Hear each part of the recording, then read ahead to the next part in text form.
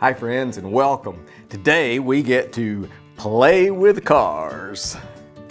Let me ask you this, how many of us have ever been involved in or at least observed or seen when we're out on the highways and the roadways where one car does something so, stupid, verging maybe even on illegal, and that it makes the car number two angry. It makes them so mad they do something stupid too. That's what we call road rage. Arrgh.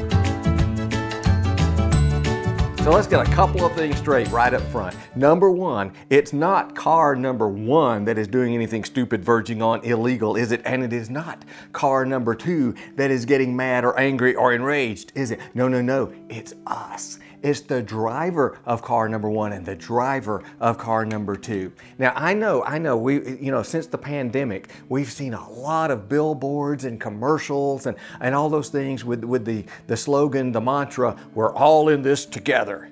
Well, when we are out there on the roadways and on the highways, we also are all in this together. Now, they call it road rage, and that's the term for it, that's the name for it. And I know there are a lot of psychological and sociological reasons why we have this, and we're not going into those today. We're not that deep, okay?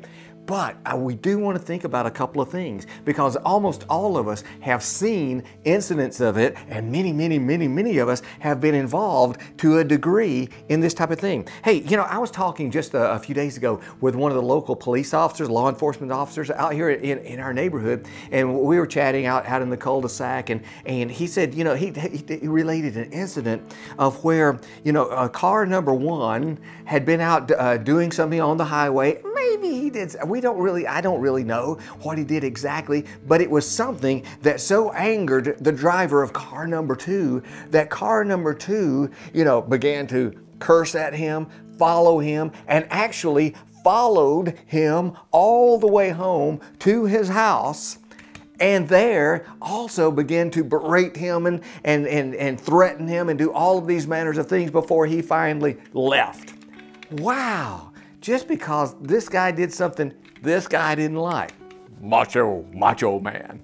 Well, then, listen, story's not over yet. No. So then, during the night, this guy, car parked at his house, somewhere in the wee, late, dark hours of the morning or late at night, his tires were slashed. Now, officer says they can't prove it's this guy, there's no video, but everything pointed to this guy being so angered, so enraged, so upset that because of what this guy did on the road, that he actually damaged his physical property. He came back to his house and slashed his tires. Wow, why? I don't get it. Well, a few years ago, our family was on a family vacation, and we were headed up toward Colonial Williamsburg. We'll put us in the family car here. We were headed up the highway, and we get off the interstate at an exit ramp, and here we are in this lane, and there were several lanes on the exit ramp here, and there was one lane over here on the right that was a go straight lane, go straight across, get back up on the interstate. This lane that I was in, now I am firm belief to this day, I could be wrong, but I don't think so. This lane had arrows. You could go straight like this lane, or you could turn left onto the exit ramp onto the street there. So I was going to turn left, get off, go find a place to eat lunch. Then there were I only got 3 cars, but there were 2 other lanes, and both of these lanes were both turned left lanes. So the light changed, this guy takes off, he goes straight on across, and we're going to turn left, but apparently this guy here in the truck, he thought I should go straight, and he wanted to come into that lane. So instead of, he nearly rammed the side of my car, and then he began to blow his horn at me, and then he began to curse, and I waved, I'm sorry, maybe I was wrong, I don't think so. And then, he gets behind me, right on my bumper, he then pulls up beside me, begins to curse and threaten and make motions at us and shaking his fist among other things. And then listen, and then he, because of the way traffic was, he gets up to the light, and there are other cars then behind him. There are other cars ahead of me in this lane, and we're back here. And then, look, this dude gets out of his truck and starts walking toward our car. Now, it's me, my wife, and 2 children, and he's threatening, he's shaking his fist, he's cursing at us, coming toward us. Now, I didn't have a weapon. I wasn't going to be brandishing a weapon at him, but I am sitting there thinking, what am I going to do? I don't want to create an altercation here. I'm not going to physically fight the guy, but I hope he doesn't bring a gun or a hammer or anything else going to tear up my car or shoot us because we got in the wrong lane. Well, fortunately, the light changed. This guy takes off, we take off, and this guy, of course, had to run back to his truck before he could take off. And so we did not stop there to get something to eat. We got right back on the highway and took off several miles up the road before we stopped to eat because I wanted to avoid confrontation with this guy. But, you know, I have thought and thought and thought, wow, how, you know, just a mistake, honest mistake of turning into a lane that maybe wasn't right, but I think it was, that he got so angry, he got enraged, he wanted to physically harm us because we didn't drive the way he thought we should drive. And that's really what it boils down to, isn't it? So here's what I want to do today. Really, listen. I want to encourage each and every one of us when we're out there on the highways and the byways and the roadways. I want to encourage us to just, well, like one lady I used to work with, when things would get real frantic and hectic at work, she would say, everybody just needs to calm down. Sometimes we're driver number 1, aren't we? Sometimes, many of us also find ourselves in the position of being driver number 2. And so what I want to do is just take a few minutes, so stay with me here, take a few minutes to encourage us, whichever one of those we find ourselves. If you're driver number 1, and even though I think I was right, I needed to stay calm, I might have made a mistake. But there are times we lose our focus, aren't there? Sometimes we're doing things on our cell phone. Now here in the state of Georgia, it's illegal to have this thing in your hand while you're driving because it distracts you. And there's a commercial on TV I've seen several times recently. It says having food in the car and trying to eat has been proven, probably by studies yet to be conducted, but anyway, has been proven to be almost as dangerous as using your cell phone while you drive. So, but the point being, all of these things distract us, distract our focus from being careful and attentive to our driving. You know, back in my day when I was a kid, it was we were reaching down to change our 8-track tape. We don't do that much anymore.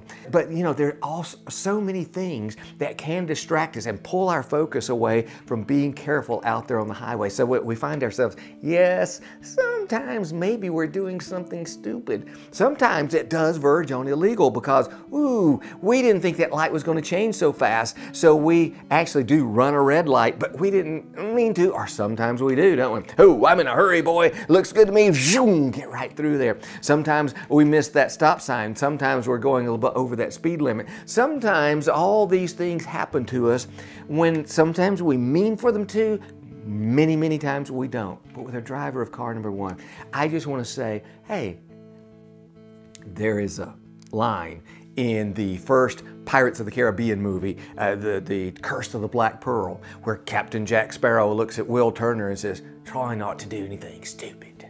That's what I want to encourage you today. When you're the driver of car number 1, try not to do anything stupid.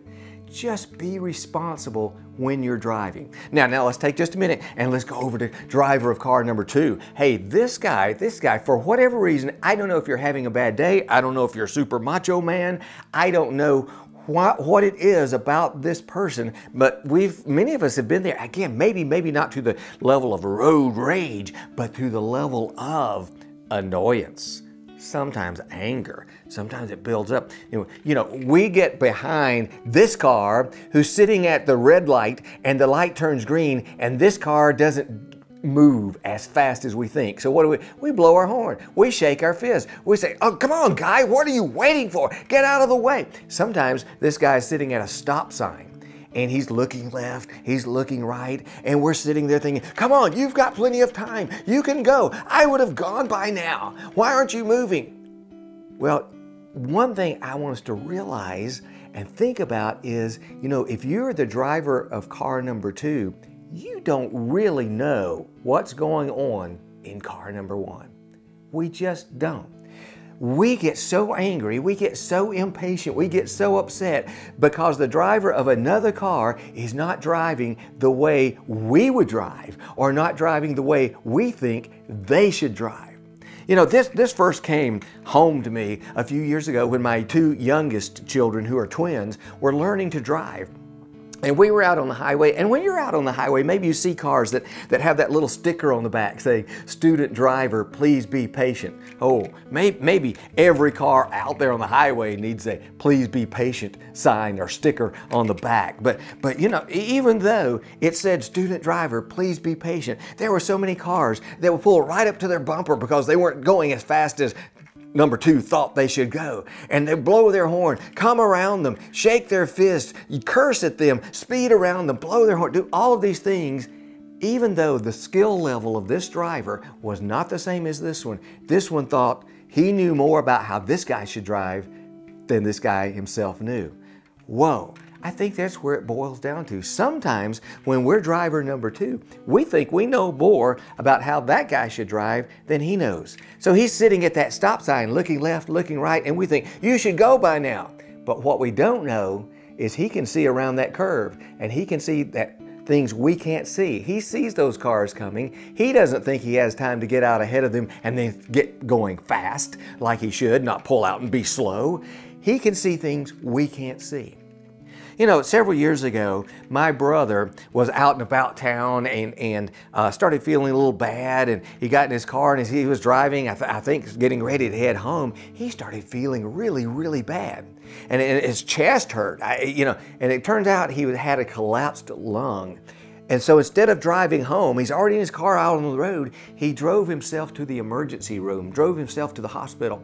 Now, I feel confident that his driving ability at that moment of feeling that pain and worried and concerned about what's going on, am I having a heart attack, are these things happening, and trying to get to the hospital, trying to get to the emergency room, he probably wasn't driving exactly to his highest skill level. I don't know that, I wasn't there, but I can assume that was the case. And there were probably some car number two drivers around there said, "Man, that guy can't drive. He needs to learn how to drive. He needs to get his license. He needs to do whatever. I'm getting so mad. He needs to get out of my way."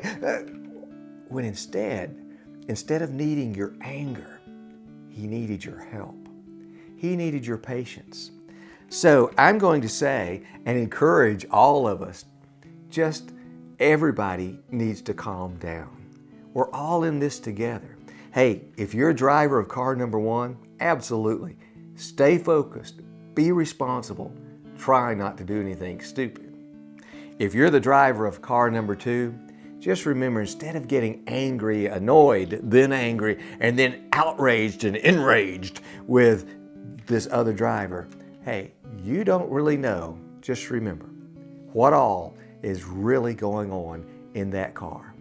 And you don't really know more about how to drive, or at least how they should drive, than they know. We're all in this together.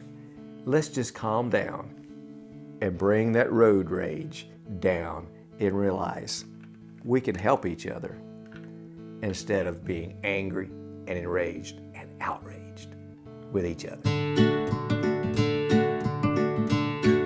Enjoyed the video? Thank you so much for watching. I really appreciate it. Had a great time sharing the message with you. If you enjoyed it, please go down below, give it a thumbs up, click that like button. That means so much to YouTube, means so much to me. Comments are always welcome, and subscribe to my channel. We got a lot of videos coming out this year, a lot of things we can share together. It's going to be a great year.